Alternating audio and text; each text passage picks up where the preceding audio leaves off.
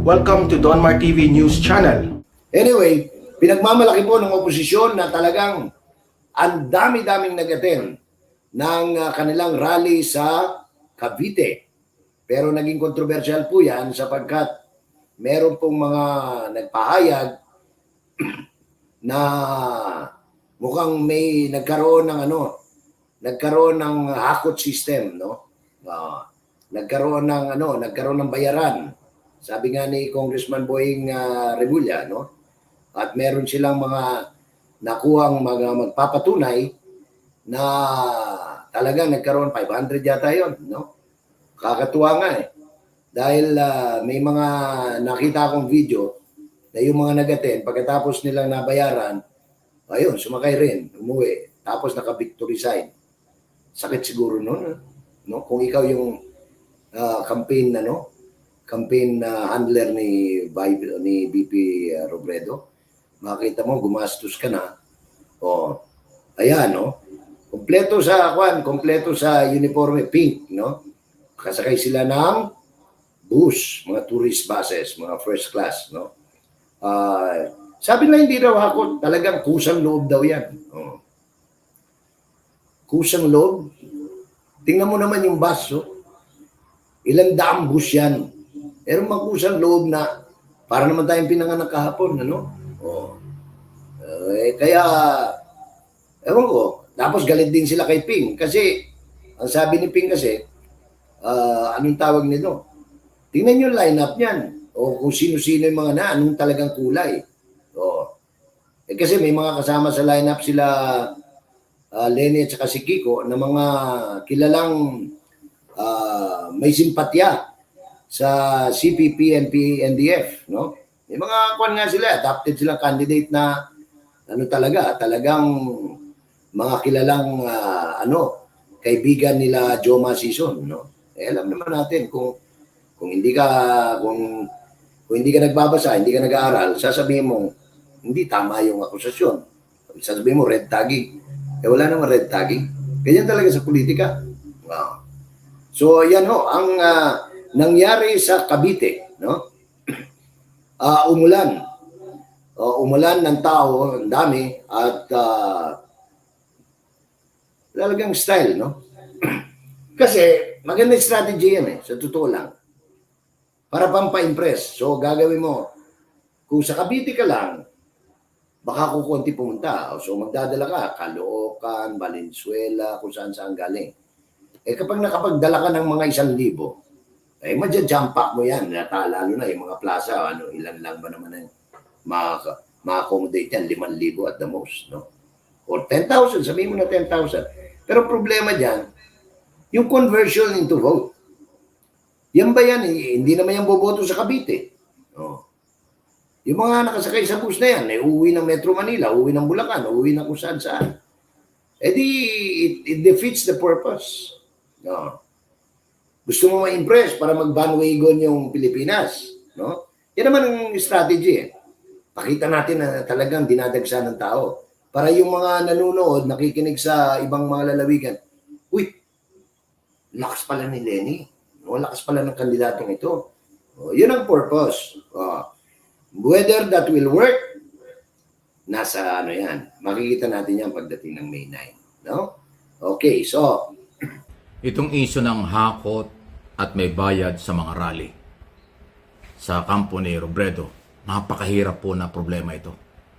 Hindi na humawawala yung image na yan. Sa kahit anong kanilang paliwanag, apektado na sila. Mamaya, paliwanag nating mabuti yan. Pangalawa, malaki po ang pagbabago at positibo sa mga Marcos supporters at followers itong major development dyan po sa COMELEC. Dahil po kung di ako nagkakamali, halos lahat ng commissioner kasama ang chairman ay appointees. Ang nag-appoint ay si Pangulong Duterte.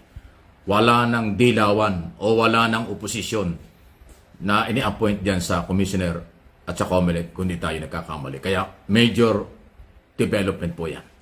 Ito nga pong issue tungkol sa hakot, di umano'y bayaran sa mga rally, tapos nahaluan pa na di umano'y mayroong makakaliwang grupo.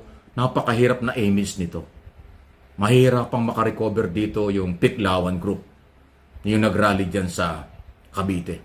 Dahil po ang nag-expose nitong mga alegasyong ito, dalawa na lehitimo. Si Congressman Remulla, Boying Remulla, ang nagsabi niyan. May hakot na uniforme at bayaran. Meron namang intel report sa Senator Ping Lacson na meron daw na posibleng makakaliwang grupo ang sumali sa rallying ito. So kung ito po yung nangyari sa Cavite, pwedeng mangyari ito sa ibang lugar. Kaya yan ang dahilan kung bakit ko sinabing napakahirap makarecover ng grupo dito ng Piklawan kung paano ito i-justify sa taong bayan. At alam naman natin, ayaw ng taong bayan ng ganyang sitwasyon. Gusto ng taong bayan ni voluntary na sumuporta sa kandidato ang mga tao. Hindi yung nabayaran o hindi yung hinakot o hindi yung makakaliwang grupo. So, at alam kong ito'y pinag-aaralang mabuti ng kampo ni Robredo kung paano nila i-counter, paano nila pabulaanan ito. Marami nang lumabas na pagdi-deny sila, pero hindi naniniwala ang tao. At ngayon ay lalo pang kumalat sa social media yung convoy ng mga buses kapag may rally si Robredo. Na nagiging terminal yung mga bakanting lote ng mga buses na galing kung saan probinsya na hindi naman dating terminal ng mga pampasahero kung hindi nagiging terminal dahil ang dami nakaparada na ang sumasakay ay nakakulay pink na mga t-shirt at sombrero at iba pa. So yun ang nagpapahayag na parang hakot nga talaga. Kaya may mga followers siya sa rally. At mahirap yan. Although nasa kalagitnaan pa lang ng kampanya, pero yung imaheng yan, yung pagkilalang yan sa kanila ng mga tao hanggang sa eleksyon na yan, na oras na may mga rally silang malakihan, ayun na yun. Sasabihin hakot at binayaran. Mahirap makarecover sila dyan sa isyong ito. Maniwala po kayo. Hindi biro yan. Ewan ko kung paano nila maiwasan ito. Samantala, pwede po kayo mag-comment, react sa bagay na yan. Pangalawa, na topic, ito nga pong major development sa COMELEC dahil sarado na, kompleto na ang chairman, ang mga commissioner, 6 na commissioner at isang chairman ay appointees na nga po ni Pangulong Duterte. So malaking pagbabago yan. Kung ang mga Marcos supporters at followers ay nagdududa sa performance ng COMELEC nung mga nakarang araw dahil baka meron daw na-appoint na appointees ng Dilawan o ng Aquino administration, ngayon wala na. Kung hindi man lahat ay majority ay kay Pangulong Duterte na. Okay? At nandyan pa nga si Attorney George Garcia na abogado ni Bongbong Marcos doon sa di umano'y naging dayaan ng eleksyon ng 2016 vice presidential candidate. So, ang major development nito, kung sakali may magplano or may gagawin ang mga kasapakat na sindikato dyan sa COMELEC sa dayaan sa eleksyon, mahihirapan nilang gawin ito. Kahit sa mga probinsya. Dahil mamomonitor ito ng mga bagong commissioner at ng mga commissioner ngayon kasama ang chairman. At hindi nila papayagan yan. Kasi kung yung mga gunita, ilang beses na sinabi ng Pangulo, gusto niya ay malinis, maayos na eleksyon sa Mayo. Yan ang tagubili ng Pangulo. Although ang Malacanang hindi makikialam sa galaw ng COMELEC dahil independent body yan. Pero malinaw yung mensahe ng Pangulo. Dapat malinis at maayos na eleksyon. So sinong gagawa? Ay alam naman natin, aminin naman o hindi, on record, talagang may sindikato sa COMELEC noong araw pa. At inaamin din ng COMELEC yan na hindi nila makontrol lalo na sa mga probinsya ang galawan. Pero ngayon, ito yun ang masusubukan natin ng mga bagong commissioner at saka chairman. Paano nila paninindigang independent, walang anomalya, lalo na sa bilangan sa counting ang eleksyong ito. At yan ang panghahawakan nating lahat, lalo na ng mga Marcos supporters, followers at ng BBM Sara Tandem.